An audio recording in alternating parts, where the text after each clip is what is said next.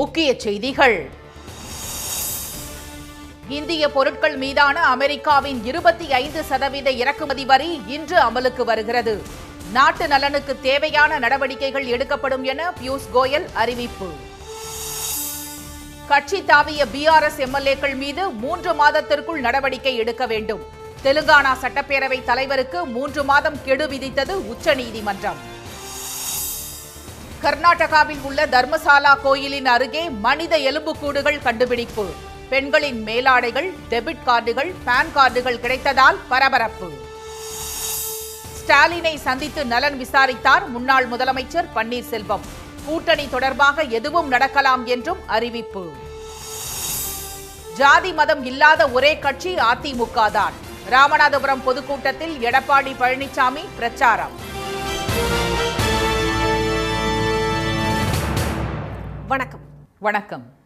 இந்திய பொருட்கள் மீதான அமெரிக்காவின் 25% இறக்குமதி வரி விதிப்பு இன்று முதல் அமலுக்கு வருகிறது.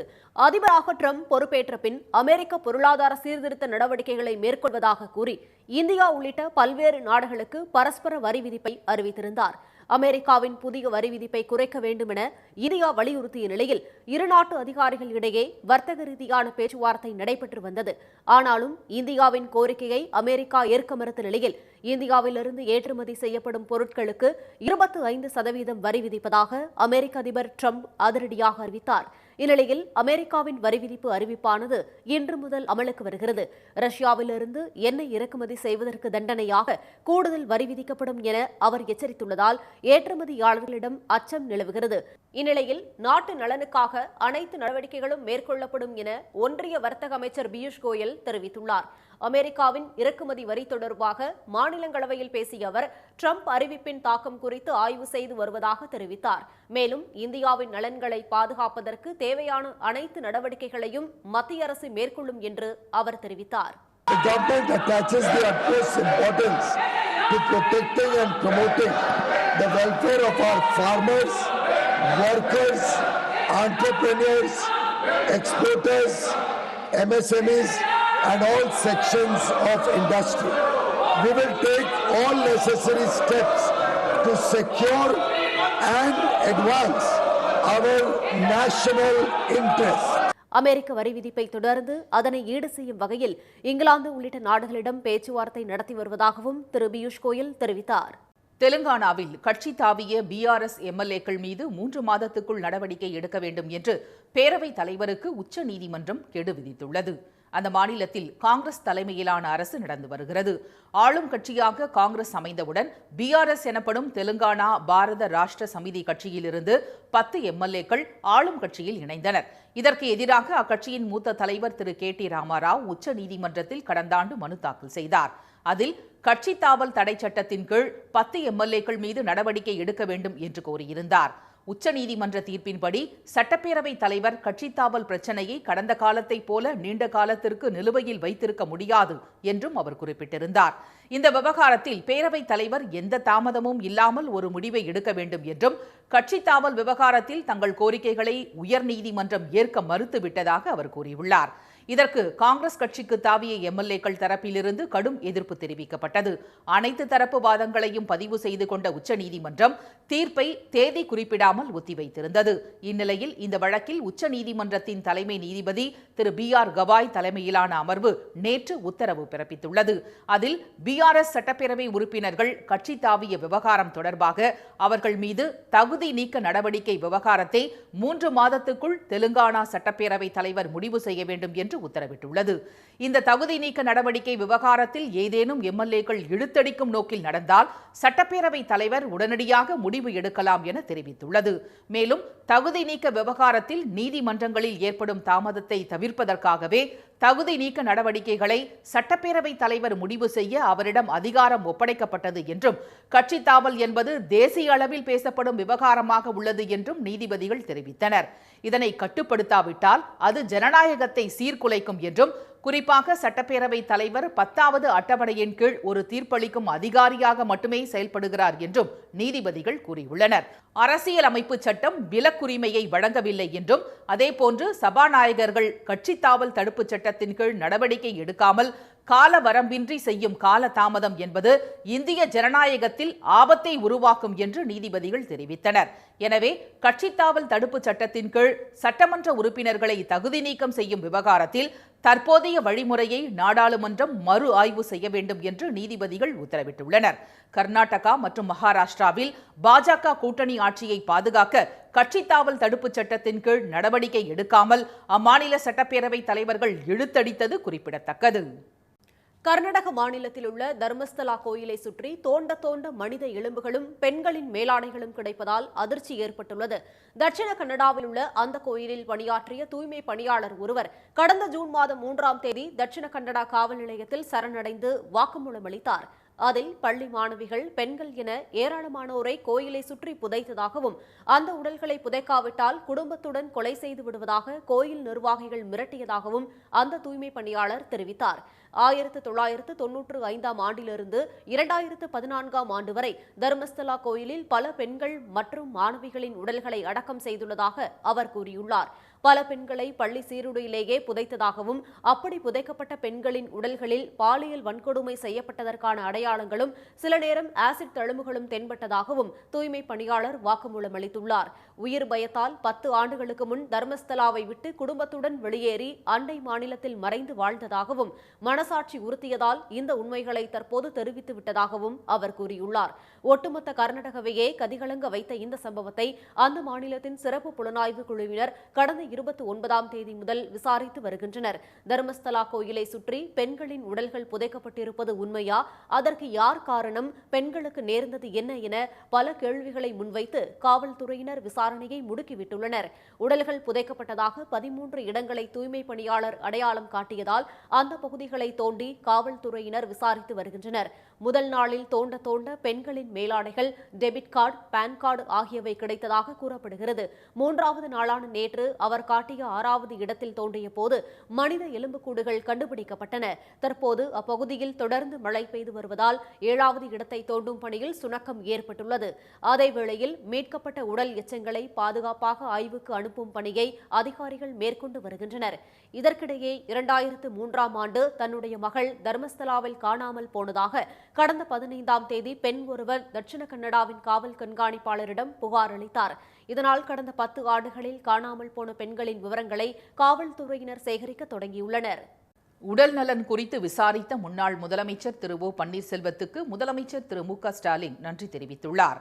உடல்நலக் குறைவால் மருத்துவமனையில் சிகிச்சை பெற்று பூரண நலத்துடன் வீடு திரும்பிய முதலமைச்சர் திரு மு க ஸ்டாலின் தமது அன்றாட பணிகளை தொடங்கியுள்ளார். இதற்கிடையே பிரதமர் திரு மோடியும் மத்திய அமைச்சர் திரு அமித்ஷாவும் தம்மை சந்திக்காமல் புறக்கணித்ததால் தொடர்ந்து குழப்பத்தில் இருந்து வந்த திரு ஓ பன்னீர்செல்வம் தேசிய ஜனநாயக கூட்டணியிலிருந்து விலகுவதாக நேற்று அறிவித்து பரபரப்பை ஏற்படுத்தினார். இந்நிலையில் நடைபயிற்சியின் போது முதலமைச்சர் திரு மு க ஸ்டாலினை சந்தித்த அவர் மீண்டும் மாலையில் திரு ஸ்டாலினை அவரது இல்லத்தில் சந்தித்து பேசினார். பின்னர் செய்தியாளர்களிடம் பேசிய அவர் முதலமைச்சரின் உடல்நலம் குறித்து மரியாதை நிமித்தமாக சந்தித்ததாகவும் அரசியல் குறித்து எந்தவித பேச்சுவார்த்தையும் நடத்தவில்லை என்றார். அரசியலில் தனக்கென சுயமரியாதை இருப்பதாக தெரிவித்த அவர் தேர்தல் நெருங்கும் போது எதுவும் நடக்கலாம் என்று கூறியுள்ளார். அரசியலில் நண்பர்களும் இல்லை, எதிரிகளும் இல்லை என்ற நிலைதான் கடந்த கால வரலாறு. எதிர்காலத்தில் தேர்தல் நெருங்கின்ற கூட எதுவும் நடக்கலாம். எதிரி இல்லை, அது நடந்துக்க எல்லாரோடையும் கூட்டணி அமைச்சிருக்காங்க, தேர்தல் இருக்காங்க, ஜெயிச்சிருக்காங்க, தோல்வி கண்டிருக்காங்க. அது நடைமுறையில் ஜனநாயகத்தில் நடந்து தானே இருக்குது. மும்மொழி கொள்கையை தமிழக அரசு ஏற்கவில்லை என்பதால் தான் நிதியை நிறுத்தி வைத்துள்ளோம் என்று மத்திய கல்வி அமைச்சர் சொல்வது ஜனநாயக நாட்டில் ஏற்புடையது அல்ல என்று தெரிவித்துள்ள திரு பன்னீர்செல்வம் மக்களை பாதிக்கும் எந்த விஷயமாக இருந்தாலும் மத்திய மாநில அரசுகளை கண்டித்து அறிக்கை வெளியிட்டு வருவதாக கூறினார்.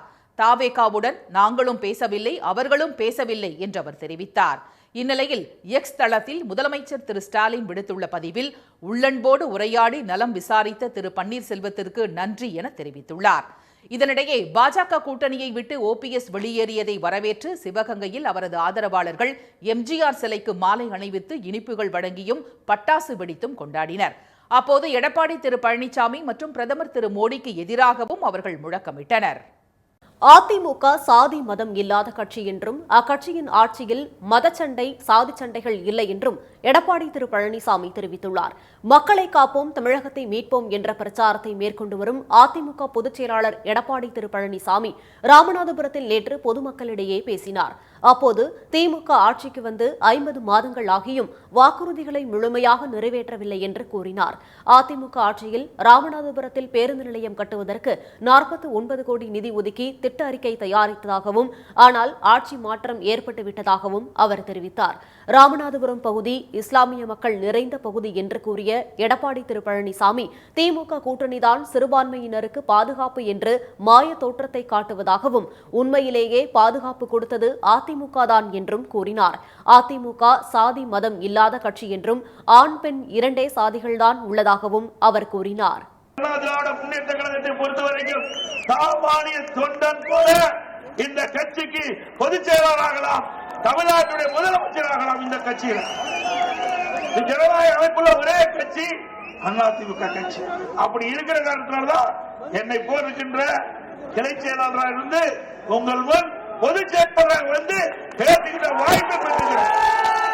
அதிமுக ஆட்சியில் ரமலான் நோன்பு கஞ்சி தயாரிக்க விலையில்லா அரிசி கொடுத்ததாகவும், ஹஜ் மானியம் 12 கோடி ரூபாய் கொடுத்ததாகவும் எடப்பாடி திரு பழனிசாமி தெரிவித்தார். ராமநாதபுரம் மாவட்டம் முதுகுளத்தூரில் பேசிய அவர், அதிமுக ஆட்சியில் 14,400 கோடி ரூபாய் காவிரி வைகை கூட்டு குடிநீர் கொண்டு வந்ததாக அவர் கூறினார். அதிமுக ஆட்சி அமைந்தவுடன் ஏழைகள் மற்றும் தாழ்த்தப்பட்ட மக்களுக்கு கான்கிரீட் வீடுகள் வழங்கப்படும் என்று எடப்பாடி திரு பழனிசாமி தெரிவித்தார். இதனையடுத்து தூத்துக்குடி மாவட்டம் விளாத்திக்குளத்திற்கு அவர் புறப்பட்டுச் சென்றார். காங்கிரஸ் உள்ளிட்ட எதிர்க்கட்சிகளின் கடும் எதிர்ப்புக்கு மத்தியில் பீகார் வரைவு வாக்காளர் பட்டியலை தேர்தல் ஆணையம் இன்று வெளியிட உள்ளது. அந்த மாநிலத்தில் சட்டப்பேரவை தேர்தல் விரைவில் நடைபெறவுள்ளது. இந்த தேர்தலுக்கு சில மாதங்களே இருக்கும் நிலையில் SIR எனப்படும் வாக்காளர் பட்டியல் சிறப்பு திருத்த பணி மேற்கொள்ளப்பட்டது.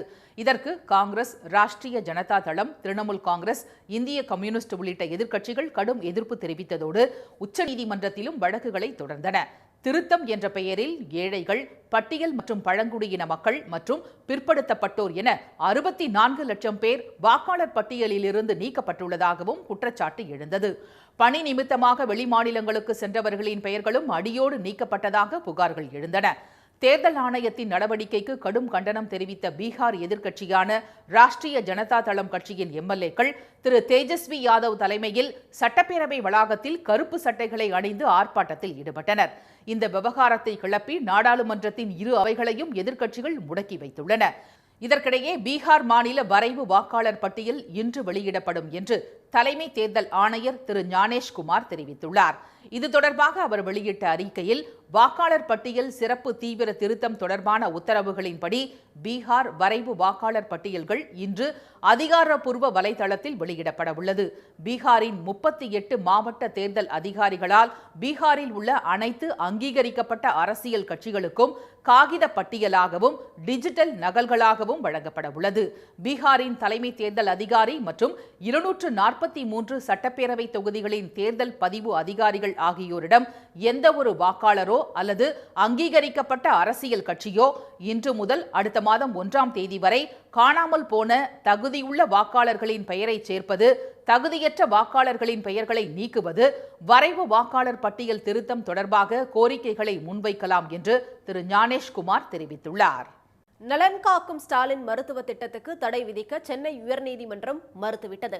அதிமுக மாநிலங்களவை உறுப்பினர் திரு CV சண்முகம் மற்றும் சென்னையைச் சேர்ந்த அதிமுக வழக்கறிஞர் திரு இனியன் ஆகியோர் சென்னை உயர்நீதிமன்றத்தில் தனித்தனியே பொதுநல மனுக்களை தாக்கல் செய்துள்ளனர். அதில் உங்களுடன் ஸ்டாலின் விளம்பரத்தில் முன்னாள் முதலமைச்சர் கலைஞரின் புகைப்படத்தை பயன்படுத்த தடை விதிக்க வேண்டும் எனவும், உங்களுடன் ஸ்டாலின் என்ற பெயரை பயன்படுத்த தடை விதிக்க வேண்டும் எனவும் கோரப்பட்டுள்ளது.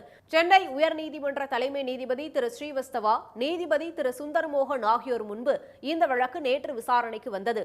அப்போது திரு CV சண்முகம் தரப்பில் ஆஜரான வழக்கறிஞர் திரு விஜயநாராயண், அரசின் விளம்பரங்களில் அரசியல் கட்சி தலைவர் பெயர் மற்றும் சின்னங்கள் இடம்பெறக்கூடாது என தெரிவித்தார்.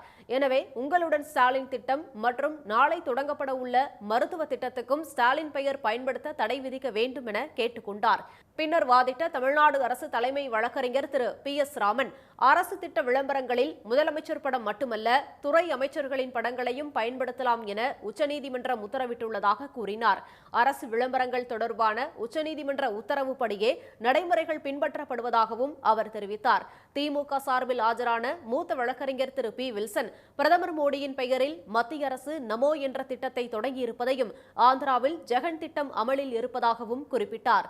அனைத்து தரப்பு வாதங்களையும் கேட்ட நீதிபதிகள் அரசு விளம்பரங்கள் தொடர்பாக உச்சநீதிமன்ற தீர்ப்பை முறையாக பின்பற்ற வேண்டுமென உத்தரவிட்டு வழக்கு குறித்து தமிழக அரசு, தேர்தல் ஆணையம் மற்றும் திமுக பதிலளிக்க உத்தரவிட்டனர். நாளை தொடங்க உள்ள நலன் காக்கும் ஸ்டாலின் மருத்துவ திட்டத்திற்கு தடை விதிக்கவும் நீதிபதிகள் மறுத்துவிட்டனர். கொள்ளிடம் ஆற்றில் திறந்துவிடப்பட்டுள்ள உபரி நீரால் வெள்ளப்பெருக்கு ஏற்பட்டுள்ளது. கர்நாடக நீர்பிடிப்பு பகுதியில் பெய்து வரும் மழையின் காரணமாக மேட்டூர் அணை முழு கொள்ளளவான 120 அடி நிரம்பியுள்ளது. அணையின் பாதுகாப்பு கருதி அணைக்கு வருகின்ற நீர் முழுவதும் காவிரி ஆற்றில் வெளியேற்றப்பட்டு வருகிறது. திருச்சி கல்லணையிலிருந்து கொள்ளிடத்தில் வினாடிக்கு 1,16,000 கன அடி நீர் திறந்துவிடப்பட்டுள்ளது. இதனால் தஞ்சை அணைக்கரையில் உள்ள கொள்ளிடம் ஆற்றில் 2 கரையையும் தொட்டபடி வெள்ளம் கரை புரண்டோடுகிறது. இந்த நீரானது கொள்ளிடம் ஆற்றின் வழியாக வீராணம் ஏரி உட்பட பல்வேறு பகுதிகளுக்கு வெளியேற்றப்படுகிறது. கடந்த 2 நாட்களாக மதகுகள் வழியாக 1,00,000 கன அடி உபரி நீர் வெளியேற்றப்படுகிறது.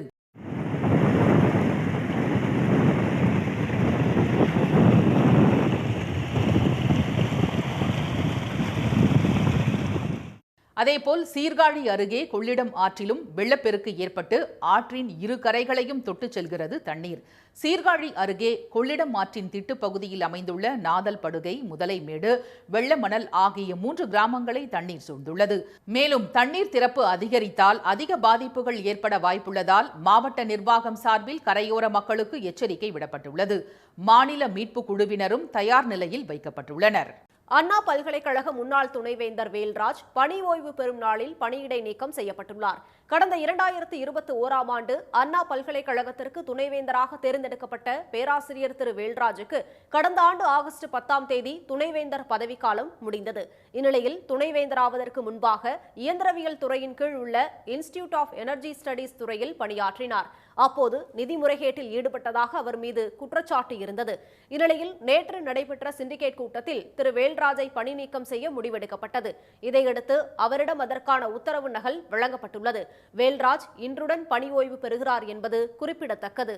தமிழகத்தில் அரசு பள்ளி ஆசிரியர்களுக்கான பொது மாறுதல் கலந்தாய்வு நிறைவடைந்த நிலையில் மனமொத்த மாறுதலுக்கு விண்ணப்பிக்கலாம் என பள்ளிக்கல்வித்துறை அறிவித்துள்ளது. 2025-26ஆம் கல்வி ஆண்டுக்கான ஆசிரியர்களுக்கான பொது மாறுதல்கள் வழிகாட்டு நெறிமுறைகள் வெளியிடப்பட்டு தொடக்க, இடைநிலை, முதுகலை, தலைமை ஆசிரியர் என அனைத்து வகை ஆசிரியர்களுக்கும் பொது மாறுதல் கலந்தாய்வு பணிகள் நடத்தி முடிக்கப்பட்டது. இதனைத் தொடர்ந்து மியூச்சுவல் டிரான்ஸ்பர் எனப்படும் மனமொத்த மாறுதலுக்கு ஆசிரியர்கள் விண்ணப்பிக்கலாம் என அறிவிக்கப்பட்டுள்ளது.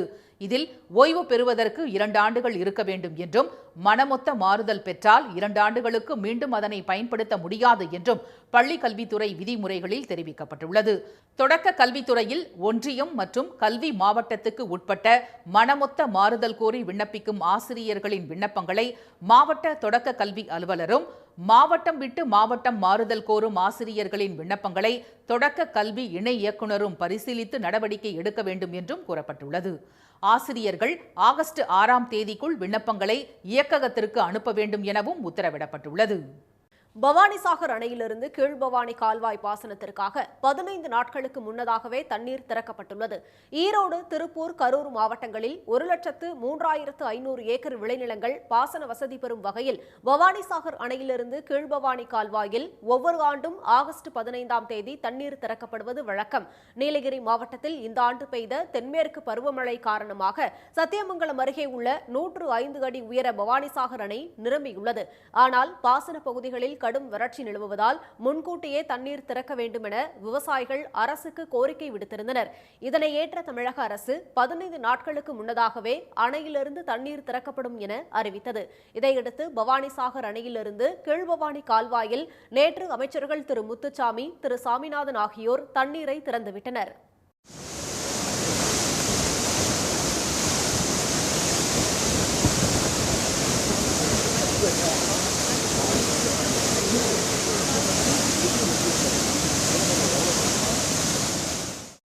வினாடிக்கு 500 கன அடி திறக்கப்பட்ட தண்ணீர் படிப்படியாக 2300 கன அடி வீதம் அதிகரிக்கப்பட உள்ளது.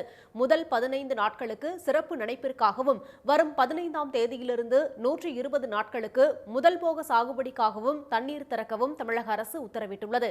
நேற்று மாலை நிலவரப்படி அணையின் நீர்மட்டம் 100 அடியாகவும் அணைக்கு நீர்வரத்து வினாடிக்கு 4239 கன அடியாகவும் இருந்தது.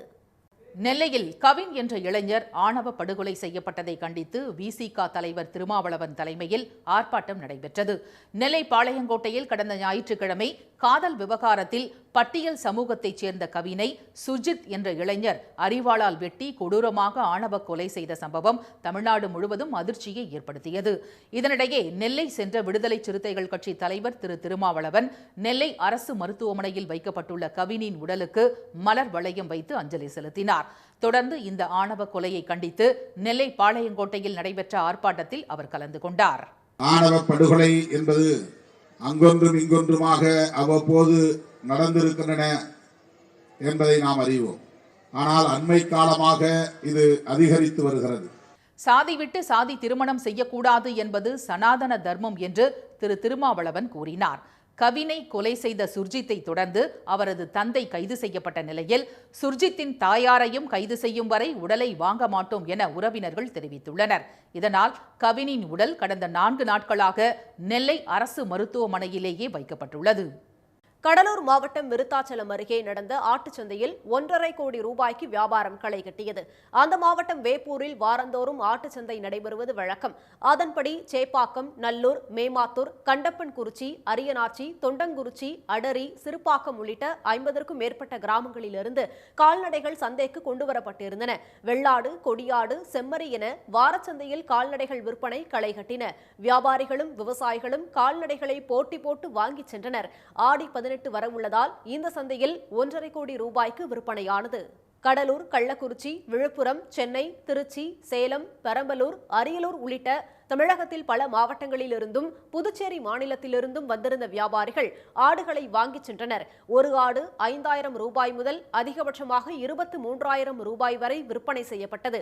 வியாபாரத்தின் போது மழை குறுக்கிட்டதால் விற்பனை சற்று மந்தமானது. நேற்று மாலை 4 மணி முதல் இரவு 10 மணி வரை நடைபெற்ற இந்த சந்தையில் 1.5 கோடி ரூபாய்க்கு மேல் ஆடுகள் விற்கப்பட்டதாக வியாபாரிகள் தெரிவித்தனர். தமிழ்நாட்டில் டெல்டா மாவட்டங்களில் அடுத்த 5 நாட்களுக்கு கனமழை பெய்யும் என்று சென்னை வானிலை ஆய்வு மையம் எச்சரித்துள்ளது. மேற்கு திசை காற்றின் வேக மாறுபாடு காரணமாக தஞ்சை, திருவாரூர், நாகை, மயிலாடுதுறை, புதுக்கோட்டை, கடலூர், விழுப்புரம் மாவட்டங்கள் மற்றும் புதுச்சேரி, காரைக்கால் பகுதிகளில் நாளை ஒரு சில இடங்களில் கனமழை பெய்யும் என்றும் நாளை மறுநாள் தஞ்சை, திருவாரூர், நாகை, மயிலாடுதுறை, புதுக்கோட்டை, கடலூர், விழுப்புரம், காஞ்சிபுரம், செங்கல்பட்டு மாவட்டங்கள், புதுச்சேரி, காரைக்கால் பகுதிகளில் ஓரிரு பகுதிகளில் கனமழை பெய்யும் என்றும் சென்னை வானிலை ஆய்வு மையம் தெரிவித்துள்ளது. வரும் 4ஆம் தேதி தஞ்சை, திருவாரூர், அரியலூர், பெரம்பலூர், கள்ளக்குறிச்சி உள்ளிட்ட 14 மாவட்டங்களில் கனமழையும், வரும் 5ஆம் தேதி டெல்டா உள்ளிட்ட 13 மாவட்டங்களிலும், வரும் 6ஆம் தேதி திருவண்ணாமலை, கள்ளக்குறிச்சி உள்ளிட்ட 13 மாவட்டங்களில் கனமழை பெய்யும் என்றும் வானிலை ஆய்வு மையம் எச்சரித்துள்ளது. மீண்டும் முக்கிய செய்திகள். தெலுங்கானாவில் கட்சி தாவிய பிஆர்எஸ் எம்எல்ஏக்கள் மீது 3 மாதத்திற்குள் நடவடிக்கை எடுக்க வேண்டும் என்று பேரவைத் தலைவருக்கு உச்சநீதிமன்றம் கெடு விதித்துள்ளது. கர்நாடக மாநிலத்தில் உள்ள தர்மஸ்தலா கோயிலை சுற்றி தோண்ட மனித எலும்புகளும் பெண்களின் மேலாடைகளும் கிடைப்பதால் அதிர்ச்சி ஏற்பட்டுள்ளது. காங்கிரஸ் உள்ளிட்ட எதிர்க்கட்சிகளின் கடும் எதிர்ப்புக்கு மத்தியில் பீகார் வரைவு வாக்காளர் பட்டியலை தேர்தல் ஆணையம் இன்று வெளியிட உள்ளது. இத்துடன் இந்த செய்திகள் நிறைவடைந்தன. மீண்டும் சன் டிவியில் செய்திகள் மாலை 6 மணிக்கு. செய்திகளை உடனுக்குடன் தெரிந்து கொள்ள QR கோடை ஸ்கேன் செய்து சன் நியூஸ் வாட்ஸ்அப் சேனலில் இணைந்திருங்கள். வணக்கம். வணக்கம்.